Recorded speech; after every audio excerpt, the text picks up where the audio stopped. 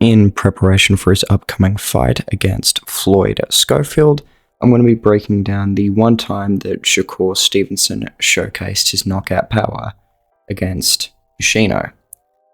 And how did he do this? Well, with right hooks, pivots, hand trapping, counter lefts, and uppercuts, particularly to the body. So, let's start with right hooks. Shakur gets the reading on the jab almost immediately into the fight. We see Yushino jab, and look, afterwards, heavily drops his hand. He doesn't recover it properly. Then Shakur pivots out, and not really any setup, just really quick. Shakur has very fast hands, just a right hook, but look where he's aiming it. Aiming it behind the guard. He almost hits the back of the head from in front of his opponent. And that right hook for him in this fight is money. Shakur would regularly use his jab or even just pouring out the lead hand to pull down Yushino's left hand and land the right hook over the top. He did this many times. Or as he was changing angles, right hook around the guard and use that to pivot around and get a better angle. We also see Shakur just throw it naked with no setup, getting behind the guard, as often Yushino would come in very defensively open. He also started using it in conjunction with his straight lefts, landing the straight left, tightening the guard, and then landing the right hook around. He also started using the right hook to the body, where he'd jab, almost pin the hand there, and then go right hook to the body. So just very versatile with the use of the right hook. Here, Yushino has Shakur up against the fence. Shakur's almost leading him in. As Yushino's attacking, Shakur hits him with just a short little left hand, and then uses that to load up a whipping right hook. Shakur has a very long snap to his hook, and it's very, very nice to watch, and it's what makes it so good, but he gets a lot of torque on that hook. He also starts landing the right hook to the head to bring the guard up, and then going right hook to the body. And when Shakur has Yushino up against the fence, he goes uppercut as Yushino's ducking, left straight, and then that left straight squares up his hips for a massive right hook. And look at the look on Shakur's face, right? Look at the eyebrows on him. There is some heat behind that punch. Shakur also starts using the right hook to set up his left straights. Before he was doing left straights with the right hand, just mixing them together. And of course, using the hand trapping to set up the right hook as well. Now, with the second knockdown, he goes jab, and he sort of jabs across to open up the guard. It goes left hand and then bounces the right hook off the temple, sending Yushino to the mat. And credit to Yushino, he got up, he kept fighting for another 3-ish rounds, I believe.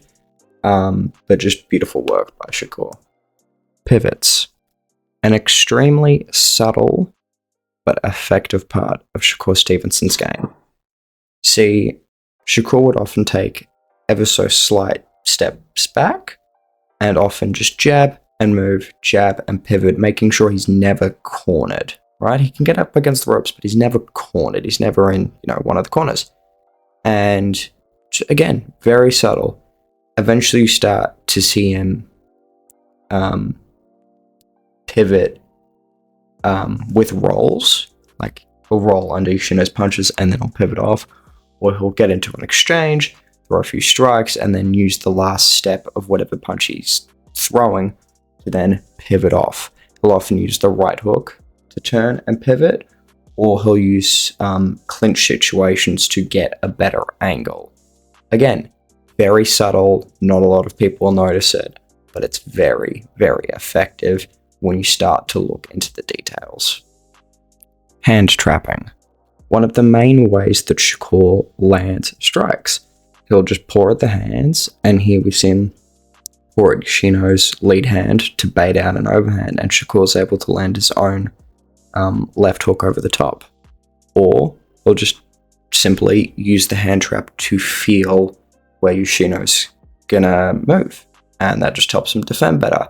but the majority of the time the hand trap is used to set up the right hook over and over and over again. Sometimes he'll use it for a jab, but in this fight it was mainly the right hook.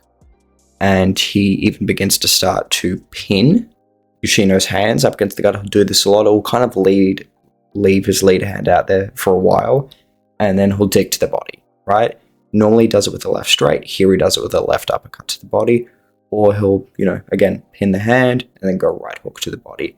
But overall, the hand trapping to the right hook was a very big part of his success in this fight. The counter left. The power hand for a southpaw, and often the main weapon of a southpaw.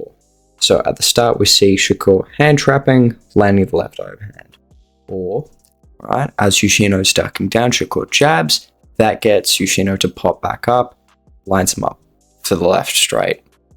Right, and with the knockdown, Yoshino's coming in, he's being very aggressive, and Shakur is kind of standing his ground. He's standing his ground. Yoshino's opened himself up. Shakur steps back to load up the power. And he doesn't even put a lot in this punch, but Yoshino is just walking right into it, and it puts him down. This is just straight left on the button. Not a concussive knockdown, but a clean one. Very nice. And then, right, after Yoshino gets back up, he goes to the body with a left uppercut, right, keeping discipline, and that brings Yoshino back up, throws the left hand. Shakur then begins jabbing against the fence, leading Yoshino into the left hand, as Yoshino is now sort of moving towards Shakur's power side. So I'm just leading him to the left hand, and because Shakur's so fast, he's just simply beating Yoshino to the punch, right? We also see, right, him leading Yoshino into the fence, landing the left hand to set up the right hook, and also just in the middle of the ring, left hand, right hook, or right hook, left hand, just using those punches to set each other up with how the guard manipulates itself, right?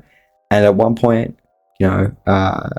Yoshino gets really, really aggressive, and Shakur just sets back, leans into the ropes, dinks the left hand off the temple. One of the key weapons in Shakur breaking down Yoshino was uppercuts, particularly to the body. Shakur would often either wait for Yoshino to overextend in a punch, for his body to stretch out and open up, and dig just a step back left uppercut to the body, or he'd pin the hand, he'd jab, and then left hook or left uppercut to the body when Yoshino was coming in. He'd also wait for Yoshino to push into him in a clinch situation, and he'd just dig hooks to the body after that.